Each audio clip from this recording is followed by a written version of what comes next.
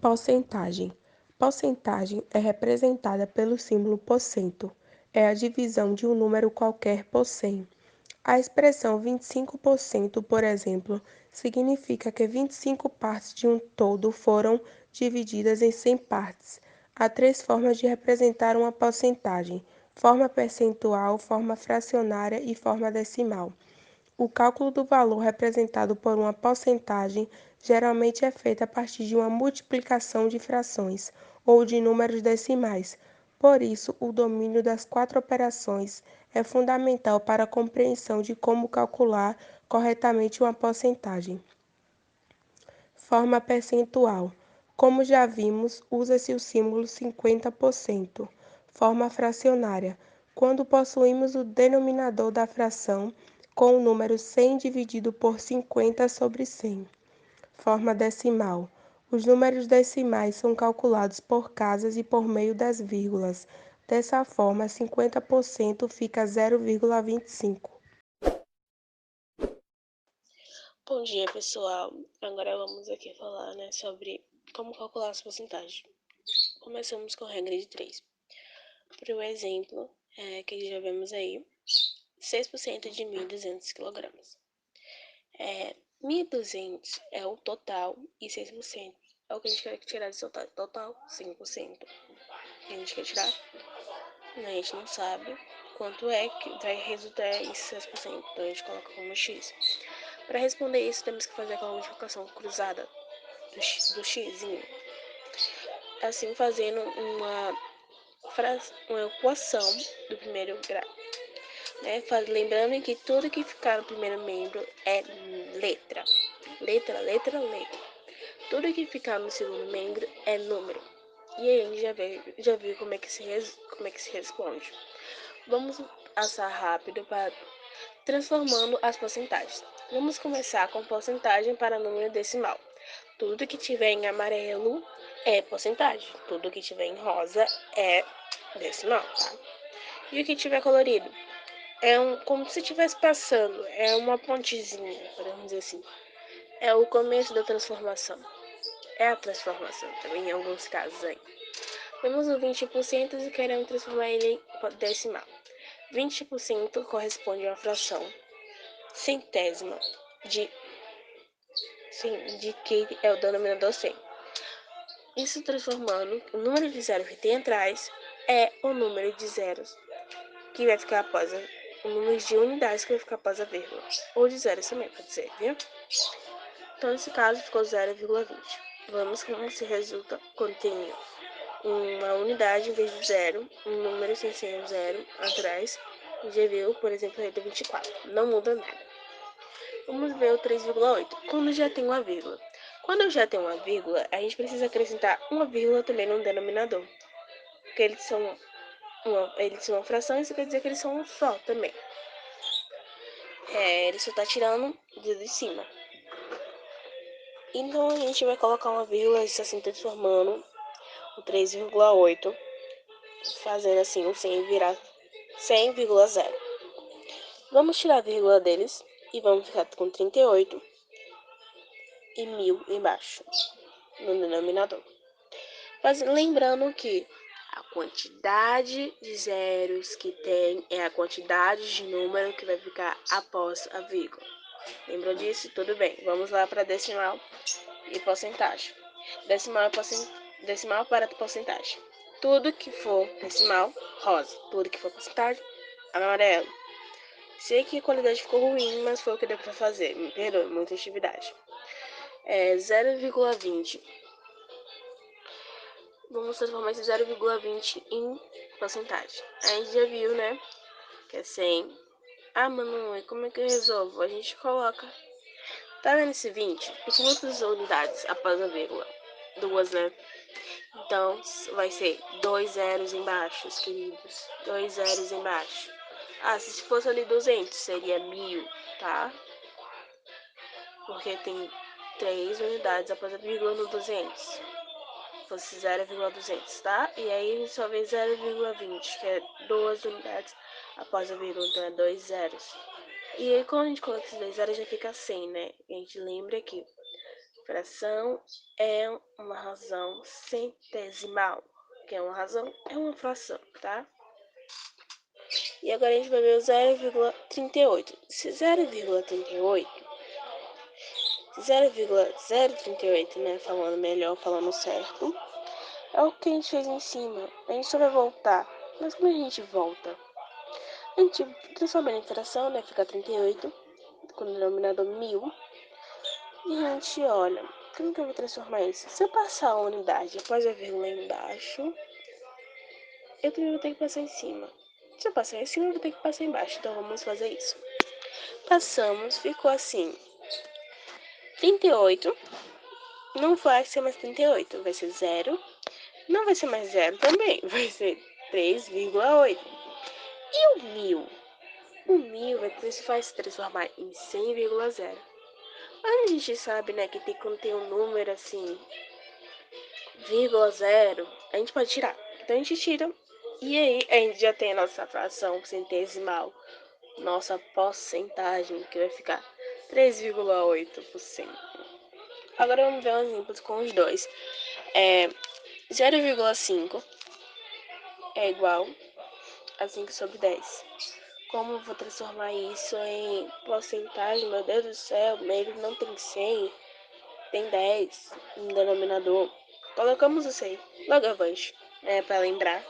Tem que ser sempre fração centesimal, fração que tem o denominador 100. E a gente pergunta, qual o número que eu vou multiplicar por esse 10 para dar 100? A gente pega o 10, né? Porque 10 vezes 10 é 100. Então, ok. Colocamos, multiplicamos o de baixo, temos que multiplicar o de cima. Lembrando, eles são 2 em 1. Entendeu? Que vai dar 50 em denominador 100, que aí já é uma fração decimal, que é 50%. 50% a gente vai transformar ele em uma fração. Em uma fração, não. Mas é uma fração, porque um número decimal também é uma fração, só tem que mudar a forma. A forma, né? Vai transformar ele em um decimal, que é 0,5. A gente viu que tem que simplificar, né? A gente tem que simplificar para transformar em uma fração. Em uma fração, não, em um decimal. Tem que sempre simplificar. Então, vamos lá, né? Corto 5, corto 0. Ok, tudo bem. Cortamos. Corto 5 não, cortamos o 0 de 50 e um 0 de 100, porque dá pra simplificar. Dá pra simplificar mais? Dá pra virar 1,2. Porém, não vamos fazer isso aqui. Agora, porque eu acho mais complicado. Que aqui a gente tá vendo umas coisas mais fáceis. E 5,10, ou 5,10 não, 5 com o denominador 10, 5 sobre, né, 10, 5 sobre 10, né, que a gente vê sobre é embaixo e sobre em cima. A gente pode observar, isso tem um zero no 10. Então vai ser quantas unidades após a vírgula? É isso aí, garotão. Isso que você aprendeu. Então vai ficar 0,5. Espero que você tenha aprendido. Tchau!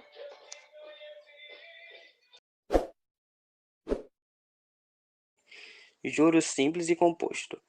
Juros simples e composto são cálculos efetuados com o objetivo de corrigir os valores envolvidos nas transações financeiras, isto é, a correção que se faz ao emprestar ou aplicar uma determinada quantia durante o período de tempo. O valor pago ao resgatado dependerá da taxa cobrada pela operação e do período que o dinheiro ficará emprestado ou aplicado. Quanto maior a taxa e o tempo, maior será o valor. Juros simples é um acréscimo calculado sobre o valor inicial de uma aplicação financeira ou de uma compra feita a crédito, por exemplo. O valor inicial de uma dívida, empréstimo ou investimento é chamado de capital. A esse valor é aplicada uma correção chamada taxa de juros, que é expressa em porcentagem. Juros são calculados considerando o período de tempo em que o capital ficou aplicado ou emprestado. Fórmula de calcular os juros simples: J igual a C multiplicando I multiplicando T, onde J é igual a juros, C é igual a capital, I é igual a taxa de juros. Para substituir na fórmula, a taxa deverá estar escrita na forma de número decimal. Para isto, basta dividir o valor dado por 100. T igual a tempo. A taxa de juros e o tempo devem se referir à mesma quantidade de tempo. Juros composto. É o mais utilizado no mercado por oferecer maior rentabilidade financeira. Essa maior rentabilidade ocorre pelo fato desse regime de capitalização ser calculado sempre com base no valor da montante do período anterior, o que se faz que o valor final cresça de maneira exponencial. Fórmula de calcular o juro composto. M igual a C multiplicando 1 mais I elevado a T. M é igual a montante, C igual a capital, I igual a taxa de juros e T igual a tempo.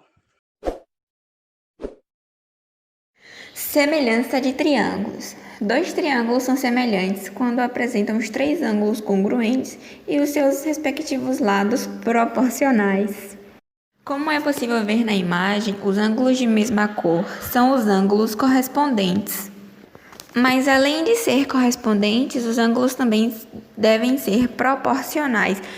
Então, o que quer dizer ser proporcional? Ser proporcional quer dizer que o lado de medida A está para o lado de medida linha, da mesma forma que esse lado de medida B está para o lado de medida B', e também da mesma forma que o lado C está para o lado C'. Casos de semelhanças de triângulos. Para verificar se dois triângulos realmente são semelhantes, não é preciso observar todos os lados e ângulos. Existem alguns mecanismos que facilitam a constatação, uma vez que os triângulos são polígonos com menor número de lados. Podemos observar que nessa imagem, caso dois triângulos apresentem dois ângulos correspondentes e congruentes, são tidos como semelhantes. É necessário examinar o terceiro ângulo e a proporcionalidade entre os lados. Nesse exemplo também podemos observar que caso dois triângulos possuam três lados correspondentes proporcionais, são classificados de semelhantes, ou seja, triângulos com três lados proporcionais, que geralmente compõem ângulos correspondentes congruentes. Nesse outro exemplo também podemos observar que caso dois triângulos tenham pares de lados proporcionais e ângulo entre eles for de mesma medida, são considerados semelhantes. E esse exemplo pode mostrar também a definição dela.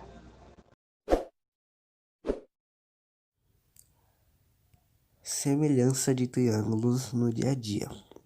Podemos perceber a semelhança em qualquer tipo de ampliação ou redução que cometemos, como em fotos, mapas, documentos, miniaturas de carro, de boneco ou em qualquer tipo de objeto que também respeite o conceito de semelhança.